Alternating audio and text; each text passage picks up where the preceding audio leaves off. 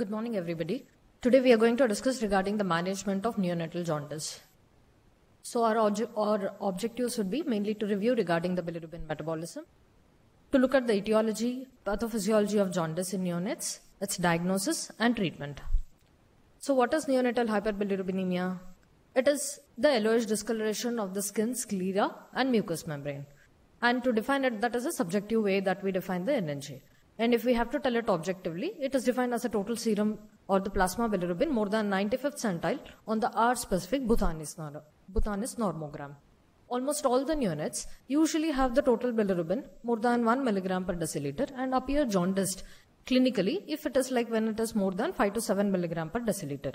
And we know that almost like around 85% of the term neonates and most of the preterm neonates develop clinical jaundice in the initial days. And 5 to 10% of these will require phototherapy. Coming to the fetal bilirubin metabolism, bilirubin is detected in the amniotic fluid from at around 12 weeks of gestation.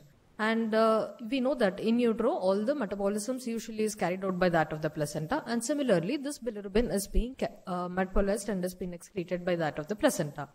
So the main key enzyme in the bilirubin metabolism is uridine diphosphoglucuronate glucuronil transferase.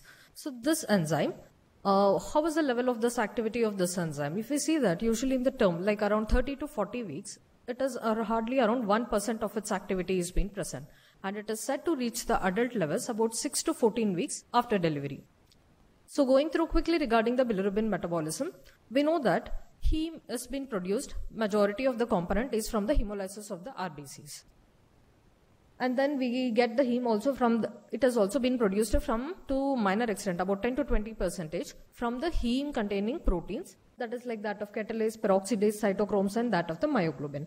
So once this heme has been formed, it has been acted upon by the heme oxygenase. As a byproduct of it, this carbon monoxide will be formed and then there will be production of the biliverdin. Then biliverdin is acted upon by biliverdin reductase, leading to production of this bilirubin. So this free bilirubin from the circulation is easily accessible to the brain. Like blood-brain barrier, it can easily cross, and that is why the neurotoxicity chances would be more if the free bilirubin is available in the circulating blood. So what happens is bilirubin gets bind to that of the albumin, and then the chances of entry of this bilirubin which has been bound to albumin will be decreased. This bilirubin which is bound to the albumin then enters into the liver. In the liver, this albumin gets separated and bilirubin gets bound to that of ligandin. After binding to that of ligandin, this bilirubin ligandin complex is acted upon by our key enzyme, uridine diphosphoglucuronate glucuronil transferase, and causes conjugation of this bilirubin. Once this bilirubin has been conjugated, it gets excreted into the bile. So once it is entering into the intestine, what happens here? This conjugated bilirubin will get excreted in the excreted form, but suppose if it's acted upon by the enzyme beta glucuronidase which is present in the intestine, this gets again deconjugated. That is, so this unconjugated bilirubin is again absorbed into the liver. So this is called as enterohepatic circulation. So we know that around 1 gram of hemoglobin produces about 34 milligram of bilirubin, and in neonates 6 to 8 milligram per kg per day is the rate of production of the bilirubin, while that in adults it is around 3 to 4 milligram per kg per day. So what is physiological jaundice? We would have encountered this term in the newborn whenever you all are dealing with. What is physiological jaundice? It is a jaundice usually present in the initial days of the newborn, does not warrant for the higher investigations for these babies, and it is expected that it is going to subside in the subsequent days. This is the usual meaning of it for the physiological. So we know in term babies and in preterm both, usually this physiological jaundice appears around 36 to 48 hours, and it peaks in the term babies around 5 to 6 milligram per deciliter by about day 3 to day 4, usually in the whites, and in our population we know that it may reach up to 10 to 14 milligram per deciliter also, and that peak is seen around day 3 to day 5 of life, and it gradually declines. So in the breastfeeding, we know that it takes a longer time for it to reach the normalcy value. So it may take even up to 3 to 6 weeks also. While in the formula fed, it might be earlier, that is about 5 to 10 days. Why it is so, we will see in the further sections. And in the preterm babies, the onset usually, as I told, it can happen from 36 to 48 hours, and the peak bilirubin may reach up to 10 to 12 milligram per deciliter. by 5 to 10 days of life this takes, and decline happens by 2 to 3 weeks. So what are the mechanisms of this physiological jaundice? Why do we see that so commonly in that of the newborns? That's because of these mechanisms, like that of increased bilirubin production.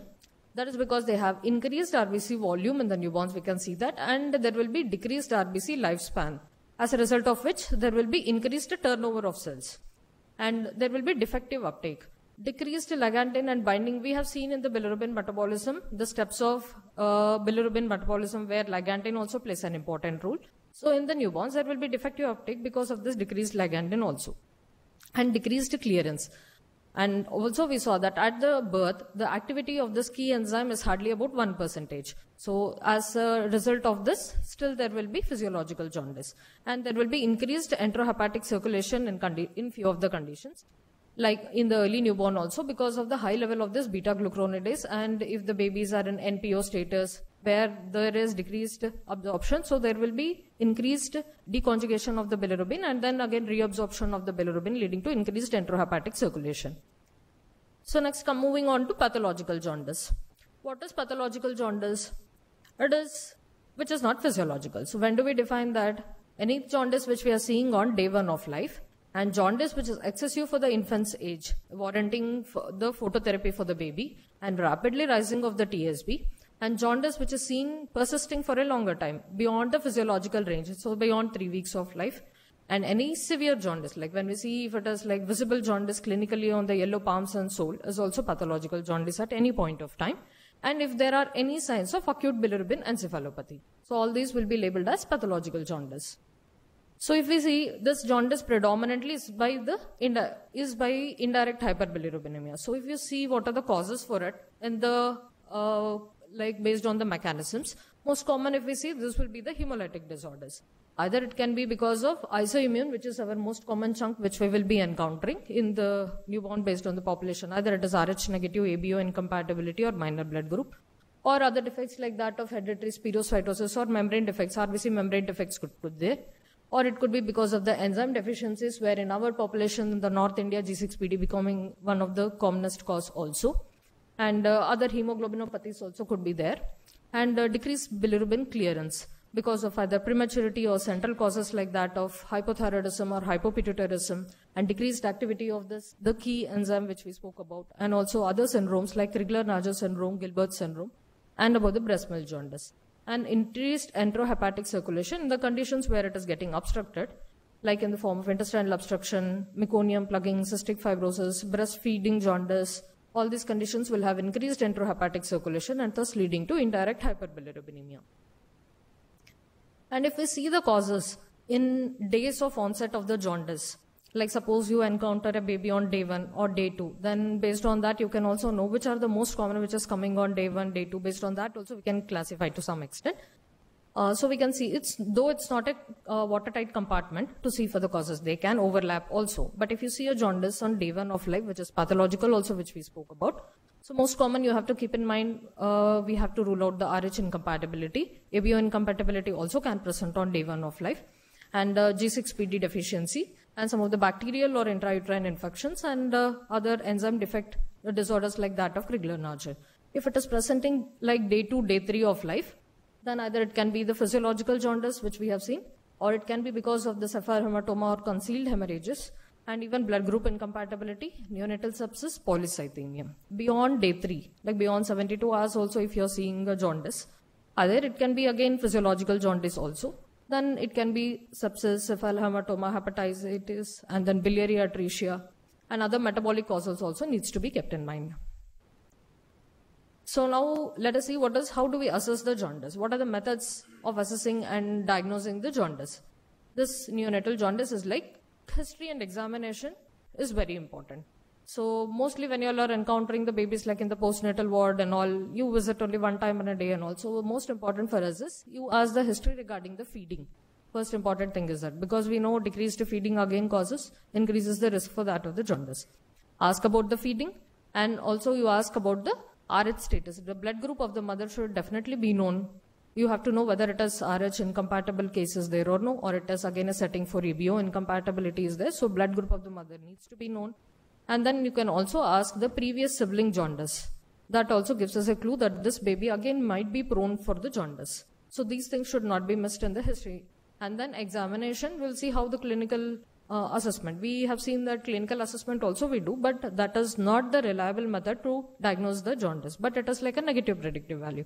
Means if the baby is, no, in the sense if the baby is like jaundiced, I mean more yellow in the palms and soul, it is definitely more than 15. You can't comment more on that, but clinical reliability is not much. So you have to do the non-clinical methods. Either it can be invasive or that of the non-invasive. In non-invasive methods, most of you all would have seen, what do we use? Non-invasive method. What do we use? Deeptika? Yeah, transcutaneous bilirubinometer that we have used. So whoever has done the newborn posting would have handled them, would have seen the machine and handled it once or twice at least. So transcutaneous bilirubinometer we use. The advantages are that, like it is non-invasive method, and then it is less painful, so less painful for the baby, and it is easily we can do it. And again, pros and cons, I'll just come to in the next slides. And the invasive method would be that of the measuring by the total serum bilirubin, which we do by the capillary method. So clinical method, clinical assessment, we know just we do by pressing over the skin, soles and these things. But prerequisites for this is that it has to be a well-lit room, it has to be a natural white light, and then it has to be usually a daylight. And then experience should be there. The person, somebody new who is entering and just seeing them and then asking them to diagnose. And based on that, you take a call for the treatment is not so reliable one. And usually, visual acuity of the examiner also needs to be good. Limitations, as I already told, like in dark complexion neonates, the visual assessment may not be reliable. And in the initial 24 hours also, it might not be reliable. And any baby who has received the phototherapy also, the visual assessment will be not so reliable. And if the bilirubin crosses on a higher range, like if it is more than 15 milligram per deciliter, the visual assessment again will be not reliable. In the visual assessment, we use a crude cutoffs of this Kramer's rule. So it is said that usually in the cephalocaudal direction we follow up. So we, in the Kramer's loop, it was divided like for the 5 zones. And in the zone 1, if you see the jaundice, that is predominantly in the face. Usually the range of bilirubin, we expect it to be around 4 to 8 milligram per deciliter. And in the second zone, if we see it is coming up to the mid-umbilicus, and this section, if it is there, if we see the jaundice till that section, it is expected we can have the bilirubin levels around 5 to 12. And at the zone 3, it might go up to 8 to 16, and zone 4, 11 to 18. It is a wide range that has been present, and it is a crude method. And once it's like seen on the palms and soles, it is definitely more than 15 milligram per deciliter. So it's not very reliable, and it is like good predictive value, but still we cannot tell. Like if it is jaundice is not there in the palms and sole, and if it is there till here, clinical assessment again might be wrong, and the baby might be in the bilirubin range if it is day 2, day 3 of life. So next is regarding the transcutaneous bilirubinometer. So usually it correlates well, whatever the value you're going to get in that. It is told that it correlates like about 2 to 3 milligram per deciliter from the blood values. And it can be used for screening, and it reduces the blood sampling. Disadvantages are that, as I told, in babies who is under phototherapy and dark-skinned babies, and gestation if it is less than 30 weeks. I'm sorry for it. Gestation less than 30 weeks, and if the bilirubin is more than 13 milligram per deciliter, this transcutaneous bilirubinometer will not be valid in those cases. Next, regarding the measurement of the serum values, serum bilirubin, we know that what we are following here is a micro method. That is, we are doing a capillary method. It's based on spectrophotometry. This is the device that is there in our NICU lab also, which you all are using it. And other lab methods are that of diazo method and high performance liquid chromatography, which we usually don't do in regular cases. And coming to the charts. So this is our specific, you all have encountered this chart also. What is the use of this chart? Somebody can tell me? What is this chart and what is the use of it? Prithvi.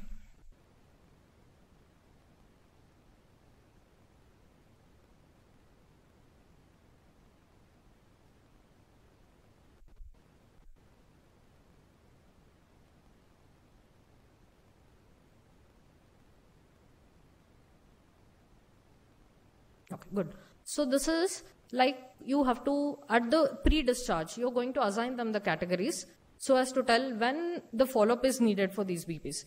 And it's not just to start for the phototherapy. This is not the chart. This is like pre-discharge criteria. We are going to categorize them. As you can see, there are four zones in this. Mainly first is low risk zone.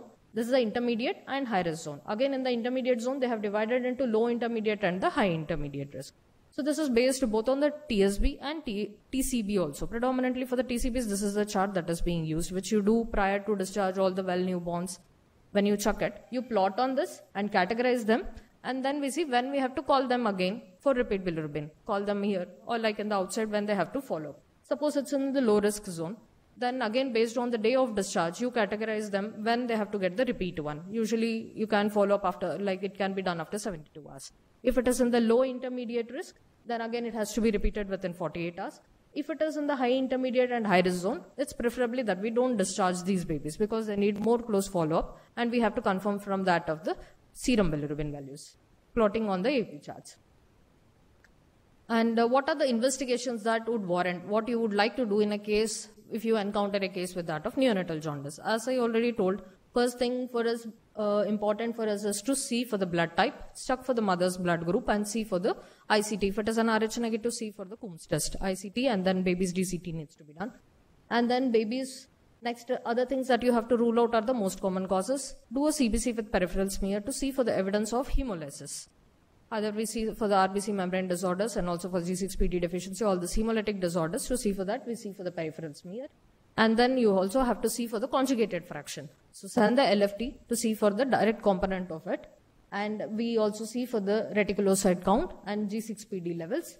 This and in the, if you all remember in the bilirubin metabolism, we also saw that carbon monoxide was one of the end product of it. So in the literature, you can encounter that it has been said, detection of this carbon monoxide is also used as a sign to indicate that there is increased hemolysis. But it is not so practically feasible. And then we have to do other measurements are that we have to consider if it is like sepsis has been thought of, then you have to work out for sepsis. Like see for the urine culture if it warrants. Mostly it is said that conjugated hyperbilirubinemia, if you notice in a neonate, almost always you have to rule out, first if the baby is septic, rule out the septic causes, and then UTI will be the focus also. So you have to consider ruling out that of the UTI. So coming to treatment. So what are the available modes of treatment for us if you come across a case of NNJ? Most commonly used one and the proven one is the phototherapy. Next is the exchange transfusion, and what is the role of IVIG? We'll just come across that. So phototherapy, we know that in this phototherapy, blue light is used. That blue light has a wavelength of about 460. The range which is more effective for the phototherapy is about 460 plus and minus 10 nanometers. This should be the effective wavelength of that phototherapy which we are using. And what happens once this blue light has been used, it acts upon the bilirubin, and there are three mechanisms from which this bilirubin changes into other forms and has been excreted from the body. The most common mechanism contributed by that of the structural isomerization, where bilirubin will be converted to that of lumirubin. And next by other mechanisms, here contribution is to some extent less only. This is configurational isomerization or it is photoisomerization, but it is said that this is to some extent a reversible state, where the ZZ isomers will be converted into ZE water-soluble isomers and it will be excreted, but it can still be a reversible one. And next will be the photooxidation, where bilirubin will be converted into colorless products and excreted in the urine. So major contribution is by that of the structural isomerization. So what are the types of phototherapy units that we have? What we see most commonly in us will be that of the LED phototherapies, and these are now proven to be the best ones. So LED, or you have the conventional fluorescent tubes, CFLs and fiber optic blankets. So LEDs, these are the high intensity gallium nitrate ones and usually high irradiance. When do we tell it is high irradiant or high intensity phototherapy? The cutoff usually is the 30 microwatt per centimeter square per nanometer. If it is more than that, it is called as high intensity. So high irradiance will be produced by this LED and it is more effective and it is of low power consumption. And like with these, usually the mother and baby dyad will not be separated. Usually it can be kept on the mother's side. And these are easily movable and these are having a longer lifespan. And the heat production from this LED phototherapy units is also less compared to that of the conventional ones. What are the factors which are affecting this phototherapy? As I already mentioned, the wavelength of the light used is important. It should be in the range of about 460 plus and minus 10 nanometers. and the intensity of light. So it has to be more than 30 microwatts per centimeter square per nanometer, and it should be the maximum surface area exposed. A newborn, just you should have an eye bandage and you should have a small diaper so that maximum surface area of the body of the baby will be exposed. And the type of light source used, as I already mentioned, there are multiple sources. Out of that, LED as of now is the best one. And the distance between the light and the infant, this is also an important factor, that the distance should be as near as possible, about 10 to 15 centimeter. It's not from the previous conventions like 45 centimeter above is not the one. It has to be as near as possible. And the duration of exposure. There is no role of some intermittent phototherapy. Just give for 1 hour and then remove for 2 hours and then give for 1 hour in a day whole of 24 hours. I'm just giving for 3 hours. Doesn't work. It has to be a continuous phototherapy, but it can be interrupted for the feeding purposes. What are the side effects of phototherapy? What do you monitor for these babies? What is the harm if you give the phototherapy is that? So if we use the conventional ones, we can see that most of the babies on phototherapy all would have encountered that they would develop hyperthermia. So that is a possibility. And then, so because of this, insensible water losses also could be on a higher side. And it may sometimes lead to hypocalcemia and then bronze baby syndrome. And mother-infant bonding may be affected once a baby is on phototherapy, sometimes skin rashes and loose stools. All these are the minor ones, but these can happen. A baby on phototherapy, you should keep in a backdrop. These things can happen and you need to assess the baby accordingly. So what is the care during phototherapy? How do you going to assess and what are your things that you're going to see when you go for a rounds like a baby is on phototherapy? We know that it causes hyperthermia. So it's better that it has to be in the ambient temperature, normal room temperature. This phototherapy should be continued. And it's like, as I already mentioned, maximum surface area should be exposed. So for that, you should have a small diaper and the eye bandage needs to be kept and preferably blue light, and the distance should be as close as possible. So it is about 10 to 15 centimeter. And we need one most important thing is that the babies who are kept on phototherapy, some may have the myths that you have to stop feeding, just give IV fluids or give tube feeds. That is not acceptable and it's not needed. These babies can be continued on phototherapy. If they are not in the near exchange range, these babies can be continued on phototherapy. Keep it on the mother side and it can be interrupted after every 2 hours. At the time of feeding, the mother can take, this period can be about 20 minutes to 30 minutes. Feeding should be done and then kept back. So the caution, practical point that you have to notice, at the time when she is taking the baby for the feeding, you can teach the mother to check for the temperature. It's not that if she is well educated, she can check with that of the normal our thermometer. Otherwise, even with the hand, how do you check for the cold stress? Ajay, how do we check for the cold stress? How do we check? From the dorsum of the fingers of the hand, you have to teach the mother. One hand should be kept, you can sit. One hand on the abdomen, one hand on the foot, and then she will be able to make out whether the baby is hypothermic or cold, if it is like in the winters and all. No, you have to teach the mother how she is. Because in the clinical scenario, ideally it is said that you have to assess the temperature 2 to 4th hourly for a baby who is on phototherapy. If it's not feasible, at least mother should be trained enough to check this temperature.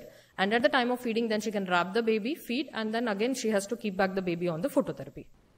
And then routine positioning as of now is not recommended. So next, coming to the other phototherapy chart. So if you have to start a baby on phototherapy, so you have to decide whether it is in the phototherapy range or no. So for that, what do we use? Most commonly used ones are the AAP chart. So this is the AAP chart and it starts from about 30. You can see the risks here. It has been, there are 3 lines on that. First, we have to understand that there are 3 lines. And what are these 3 lines? This is like high risk, intermediate risk, and the low risk one. So this high risk, how do we define this high risk category? It is the late preterms, that is 35 to 37 plus or minus 6 weeks, plus the risk factors. And if it is a medium risk, that is a term baby with the risk factors, or if it is a preterm and well, will fall into this medium risk. And who is a low risk, who is a term baby and does not have any risk factor, will fall into the low risk. So what are these risk factors? That is also been mentioned here. So either an hemolytic disorders, like well known are this Rh hemolytic disease, G6PD deficiency, or if the baby would have suffered that of asphyxia, is significant lethargy, temperature instability, sepsis, acidosis, and if the albumin 11, if you have it, less than 3, all this will fall into the risk factors. So clinically, you all would have done all the newborn postings and all. Clinically, what do we take in these 3 lines? Which lines are the preferred? Like which lines you usually follow? I mean, these risk factors all time you will not be able to rule out, right? Every baby who is coming on day 2 of life, you will not have G6PD levels in your hand. So what do you do on that point? I'll give a clinical scenario and you can tell me what would be the, whether it is falling into phototherapy range or no. Satish, you can answer this question. So we have a baby who is 36 weeks, now 48 hours old. And the bilirubin for this is 13. Where does it fall? First of all, which line do you use to categorize? On day 2 of life. Otherwise, baby is on mother side. 36 weeks. Which line do you use?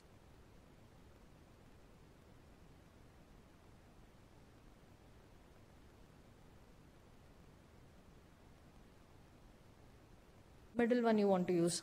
Somebody else want to add anything? Shailaja?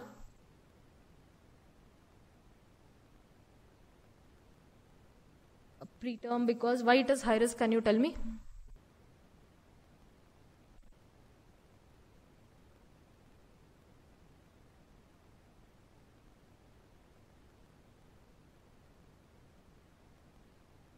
Better to be on the higher end. So we do consider this baby as like high risk. That's because we do consider this as, sorry first. Okay. So this is 36 weeks. Plus risk factors, if it is there, it will come under high risk. This risk factors we are not ruling out at that point like day 2 when the baby is presenting with us. We don't know the G6PD deficiency levels, but based on the prevalence of that region, here as the prevalence of the G6PD deficiency is high, we assume that until and unless you rule out, G6PD needs to be considered. And regarding hypoalbuminemia, we assume a well newborn mostly may have normal levels, but you have not measured, so we don't know. So we consider like the risk factors and we will be interpreting in the high risk zone. Okay, is that clear?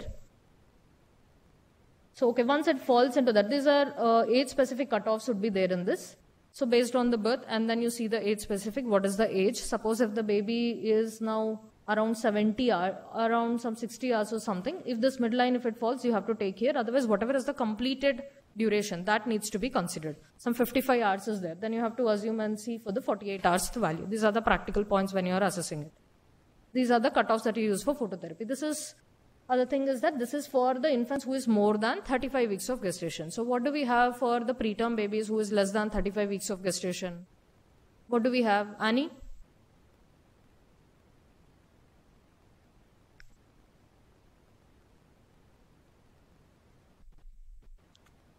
Okay, we have like 2 different charts, like either the measles chart or the NICE guidelines. You can sit.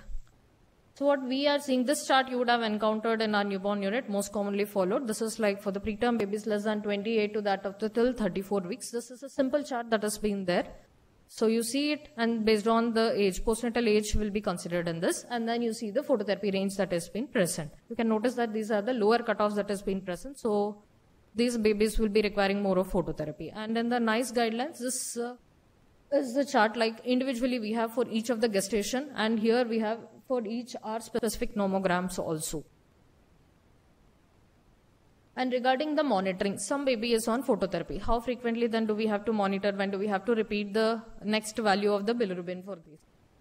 Again, this is not a watertight compartment. Case to case basis, it keeps differing. But we have to know that if the baby is nearing towards that of the exchange transfusion range, then you need to then you have to repeat it more frequently. If it is like more than 20, more than 25, then as mentioned 2 to 3 hours, but then yeah, after 2 hours after starting of the intensive phototherapy, you need to repeat and see whether it is in decreasing trend or it is in increasing. Then rate of rise is important for us to decide whether exchange transfusion is warranted or no. And then you can decide continuation of like other tube feeds or the breastfeed for that baby. And then if required, then you can make arrangements for that of the exchange transfusion. Suppose baby is only in the phototherapy cutoffs, then the frequency of monitoring would be less, then goes to up to 6th hourly or about 12th hourly, we can do it once it is falling. When do we have to stop phototherapy? Then if you get a value below that of the phototherapy, it's preferably said that as the cutoffs will be even and the error might be there in the machine. Like when you are doing, there can be calculating error of about plus or minus 2 milligram per deciliter. So up to 1 to 2 milligram per deciliter, if it is in that phototherapy cutoff range, better continue. If it is below 2, then you can stop it and then you can check for the rebound bilirubin after 12 to 24 hours. As we already spoke regarding the breastfeeding, it should not be hampered. Like, I mean, it should not be stopped when a baby is on phototherapy. You have to encourage breastfeeding, because the more the baby has proper hydration with the breastfeeding, that also helps to decrease the jaundice.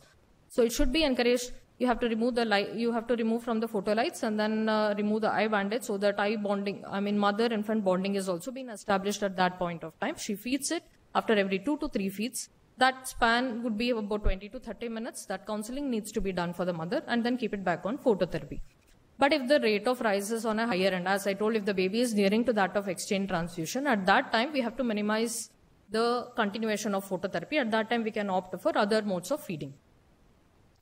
Next mode of treatment, as we saw, was the exchange transfusion. So what we do here, what is preferable is that of double volume exchange transfusion. And why not we do single volume exchange transfusion? What is the difference if we do that? Yes, it is said that in double volume exchange transfusion, what we do, 2 times of the blood volume of the baby, we are going to do the exchange of it. We are going to remove that blood and replace it with that of the fresh blood. And here it is said that it replaces about 85% of the blood volume, while that of single volume transfusion replaces about 60%. But we must remember that even after this double volume exchange transfusion, what happens is the tissue-bound bilirubin, whatever is there, after that, again it comes back into the circulation. And that is why that the next 4 hours, it is said that it reaches about the pre-value, 2/3 of its previous value, even with the double volume exchange transfusion. It is not that we have exchanged whole of the blood and all the bilirubin has been gone and now the value would be too less. Why it will be again on a higher side is because the tissue-bound bilirubin comes back into the circulation. That is why it will be maximum, it can reach up to, it is usually said, it reaches about 2/3 of its the previous value. So double volume exchange transfusion is preferred one compared to that of the single volume. And why not we do it 3 times, 4 times of the blood then, so that whole of the blood will be better replaced. It said that if you do 3 times the volume or 4 times the volume, maximum it reaches. Here it is already 85%. There it might reach up to 90% and all. It's hardly a matter of 5 to 10% difference. But you must remember the complications associated with that 3 times, 4 times versus the benefit. That is why it is optimized that double volume exchange transfusion is the preferred modality. Is that fine? Okay, what are the mechanisms via which this exchange transfusion helps us? It removes the bilirubin, it removes the antibodies, and it removes all the sensitized RBCs in the baby and restores the blood volume. It corrects the anemia, especially in cases of that of the hydrops and other things, and provides albumin, which favors for that of the bilirubin binding. We saw now in the bilirubin metabolism, albumin plays an important role so as to prevent bilirubin just being mobilized freely in the blood, so that neurotoxicity will be decreased. So this all will be helped from that of the exchange transfusion. What are the indications for DVT? How do you decide a baby I have to do DVT or no? So in the history, prior if the baby is being born also, from the antenatal only you can know that if the mother is Rh negative, if she has received intrauterine transfusions and baby is hydropic, then you should keep in the backdrop this baby mostly will require DVT and can be arranged blood even antenatal period. Because the baby would have received O negative blood, it's easy that you have to make arrangements for the O negative blood transfusion in this case. So those are the hydropic cases. Again, in the hydropic cases, you have to assess the bilirubin. On day 1, the nomograms needs to be seen and then take a call on the DVT. But inevitably, if they have received most of the intrauterine transfusion, they might require DVT. And it is said that cord bilirubin less than 10 gram percentage and or the TSB more than 5 milligram per deciliter, if it is there, then that will warrant that of DVT. And most important thing is the rate of rise. If the rate of rise of TSB, when you're monitoring, if it is more than 1 milligram per hour, then despite of phototherapy, you have kept the baby on intensive phototherapy, and if still the rate of rise is high, then that will require DVT. And again, rate of rise along with the anemia component, as we saw in cases of hydropic babies, if it is there and rate of rise is like 0.5, it also tells that it will warrant that of DVT. And in the first day, if you have to see a rough cutoff, although we have the cutoffs for that of the exchange, roughly in the day 1, if the bilirubin is more than 12 milligram per deciliter, or any time if it is more than 20, that will also be an indication for that of double volume exchange transfusion. And the most important feature is anytime baby who is having NNJ along with features of bilirubin encephalopathy, then again it will warrant a DVT. So we saw as per the phototherapy charts, even AAP has this chart for that of the exchange transfusion. Again, it is R specific. We will get the nomograms here, and then we will categorize the babies based on the risk factors and the gestation into these high risk, intermediate risk and medium risk and that of the low risk, and then you can see the cutoffs for it.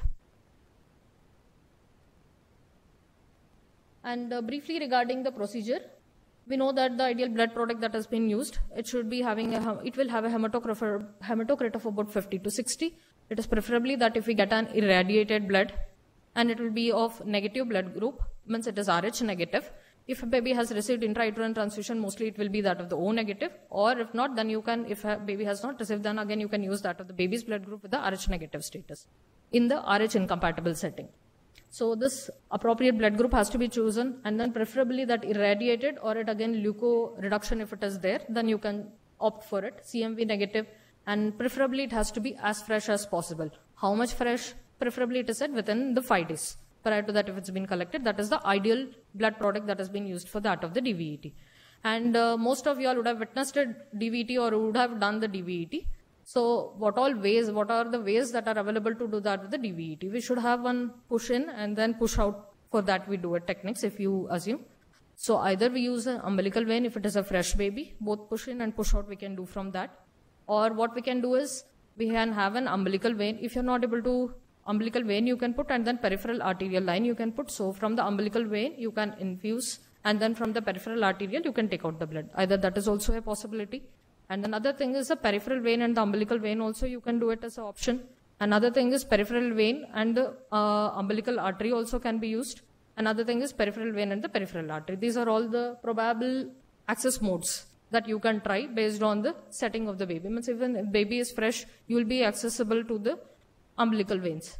You will be able to catheterize. If the baby is 5 days old and all, if the cord is shriveled, if you are not able to get the umbilical vein, then you will have to do from the peripheral vein and the peripheral artery. Then how are the aliquots? What are the blood volumes? How do you decide how much is the volume? I hope all of you all now are aware of this formula. As I already told, it's a double volume exchange. 2 times the blood volume of the baby needs to be chosen. That's around 2 into either 60 to 80 ml per kg of the blood needs to be chosen, plus 30 ml of blood loss for the tubings. This is the volume. Out of that, 2/3 should be PRBC, 1/3 will be that of FFP.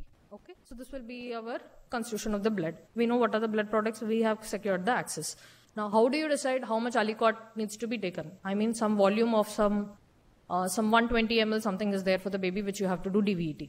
So that how do you decide how much volume, how frequently you have to do it? That aliquots. So that aliquots, usually these are the rough guidelines for it. Like if it is a baby small, like less than 1.5 kg, the blood volume aliquot needs to be around 5 ml. So in that again 3 ml will be PRBC, 2 ml will be that of FFP. So each cycle of that aliquot will be around 5 ml. So if the baby is around 1.5 to 2.5 kg, the aliquot would be around 10 ml. So 2.5 to 3.5 kg around 15 ml, and the maximum it is said that even if the baby is a term and more than 3.5 kg, preferable aliquot is around 20 ml of the aliquots we can do it. Okay. So what are the complications of exchange transfusion? We know that catheter related complications can occur if it is like umbilical vein, you have secured a catheters and also there air emboli, thrombosis, all these are a possibility. And hemodynamic compromise can happen. So that is why these aliquots have been fixed, so that you don't have a rapid changes in the hemodynamic status of a baby. If you take out large volume, there will be hemodynamic compromise. So we have to monitor for those, and the baby may have hypo or hyperglycemia, and the electrolyte imbalance most commonly can happen with this is that hypocalcemia, hyperkalemia and acidemia. So we need to monitor for these post-exchange transfusion. They may have arrhythmias, bradycardia, and also relieve and neutropenia, dilutional coagulopathy, sometimes feed intolerance, NEC, hypo and hyperthermia are the possible complications of the exchange transfusion. Next, moving on to the chronic conditions, like now the baby has jaundice. What happens? Why are we so much worried if the baby has jaundice? What is going to happen? It's the morbidity that is associated with that of the jaundice. What are the morbidities? So it's going to develop into kernicterus. What is kernicterus? That's a chronic bilirubin encephalopathy will be labeled as kernicterus. So we know first in the initial stages, baby may develop acute bilirubin encephalopathy. So it is said it may progress, or it may have the stages like initial, intermediate and that of the advanced stages. And usually in the initial stages, it may be reversible, may not have that much of sequelae. But if it is into the intermediate and the advanced stages of acute bilirubin encephalopathy, mostly they will land up with the sequelae of it. So what are the sequelae and how do you see that, how in the later part of their progression of life is that? It is like a tetrad. It is said that they may have chorioathetoid CP, and then vertical gaze palsy, dental dysplasia of primary teeth, and the hearing loss. So this is the scoring system used for monitoring of this neurological status. This is modified BIND score. So modified bilirubin-induced neurological dysfunction score.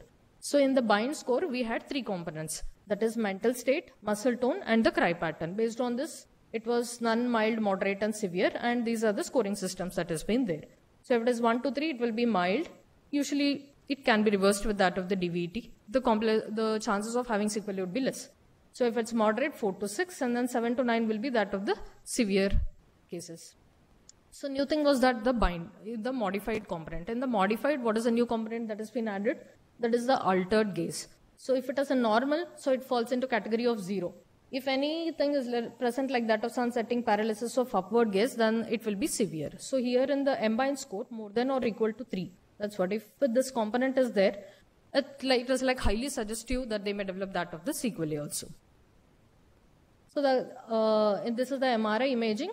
The most common brain areas that has been involved in this bilirubin encephalopathy is that globus pallidus will be the most common, and substantia nigra will also be involved in these cases. That is why they would lead to choriothetoid CP in the later parts. What is the role of fluid relaxation? As such, in the recent studies, it's been shown that there is as such no role of fluid relaxation in it is not used as a blanket treatment, basically, to tell. If a baby is having dehydration, then there is role of fluid therapy. Otherwise, as such, there is no role of fluid therapy. And what is prolonged jaundice? Any visible jaundice that has been present for more than 2 weeks. Anything which crosses the physiological range. We had seen that up to 2 weeks it's common in the term, and up to 3 weeks it can persist in the preterm. So if it is persisting beyond this, then it will be a prolonged jaundice. So then you have to do again detailed evaluation. Cross-check again if the hemolytic status of the baby has been verified, like if the baby had prior jaundice, if this has been ruled out or no, again it has to be done. And then central causes like hypothyroidism has to be ruled out. Then breast milk jaundice, and then certain infections which have been present like UTI or other like pyloric stenosis and Crigler-Najjar syndrome, all this conjugated jaundice need to be ruled out when a baby is presenting as a prolonged jaundice. So few points regarding breastfeeding jaundice and breast milk jaundice. So what is breastfeeding jaundice? That is because of basically insufficient feeding of the mother. Here usually the baby might present with that of the dehydration. Because of insufficient milk, this would be leading to that of jaundice. So what happens, usually they may present in the first week, and in the primary mothers where the feeding has not been established well, they might present. And what is breast milk jaundice? It is in the babies who is nicely fed, like adequately fed on breast milk, but still they may have jaundice. That's because of one of the component, that is beta-glucuronidase, that has been present in the breast milk. So usually it may present later in the first week. Once the feeding has been established well, that part it can present, like second week of life it can present. And we know that here there will be feeding issues, so they'll be feeding poorly. Here they would have been a well-fed child. And usually, as I told, it is because of dehydration, poor feeding, there will be increased enterohepatic circulation. While here, it's a glucuronidase, the enzyme that has been present in the breast milk, that causes increased enterohepatic circulation and thus leading to that of the jaundice. Here we know there will be excessive weight loss, but here there will be normal weight gain pattern. And similarly, all dehydrations, like there will be infrequent urine output. Here there might be a normal urine output, baby will be well looking, well born, well hydrated and all. So all these are there. So what happens? What do you have to do for these cases? So usually it is that with the well feeding, this improves. But even in the breast milk jaundice, it usually has spontaneous resolution up to 12 weeks it might take. But thing is that you don't have to tell to stop breastfeeding. It is because of breastfeeding only, because of the breast milk that has been present, but usually it does not reach to the pathological states. It might be persisting for 12 weeks, but then it gradually subsides. So there's no role of stopping of the breast milk in those cases. So in this case of breastfeeding jaundice, which is due to inappropriate feeding, you have to optimize the feeding in those cases. So coming to other modalities of treatment, as I was telling first regarding the IVIGs. Previously it was being utilized, or in some cases, case-to-case basis, IVIGs are being used. Like it is said that it prevents the hemolysis, ongoing hemolysis for the baby, and so it might be of use. But as of current evidence, again, it is not much of use to use IVIG in case of NNJs. And other drugs that are being used, like in NNJ, are that phenobarbital. We know that in specific syndrome, like that in Crigler-Najjar syndrome type 2, where there is decreased activity of this uridine diphosphoglucuronide glucuronil transferase, there phenobarbital might be of use. But in other cases, it is of no use. And again, there are concerns when you use this anti-epileptic like phenobarbital of long-term neurological consequences. So it is of caution. And other drugs which are like in pipeline or has been tried something are these metalloporphyrins. And regarding a word regarding prevention, is it preventable? So this is said that neonatal jaundice leading to chronic bilirubin encephalopathy and the neurological morbidity that is going to happen because of this. This is one of the most preventable morbidity in the newborns. So it's important for us in the everyday when you're seeing for the newborns in the starting initial days, for assessment is important. And then every 8 to 12th hourly when the baby is in the hospital, you have to assess clinically for the baby. Though clinical assessment may not be very reliable, case to case basis, then ideally you have to do the TSB, and every baby who is being discharged, it's preferable that you do a TCB before that.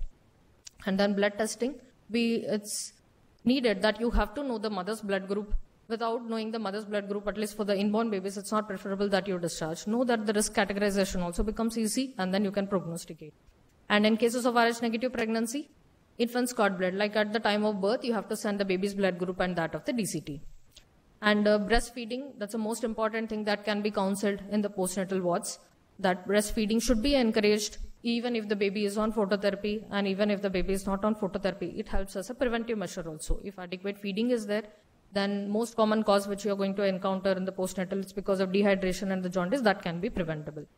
Even at the time of discharge, you have to assess the risk, categorize them into, as per the Bhutanese nomogram, and then you can tell how they have to come back, like how frequently they have to monitor for that of the TSB.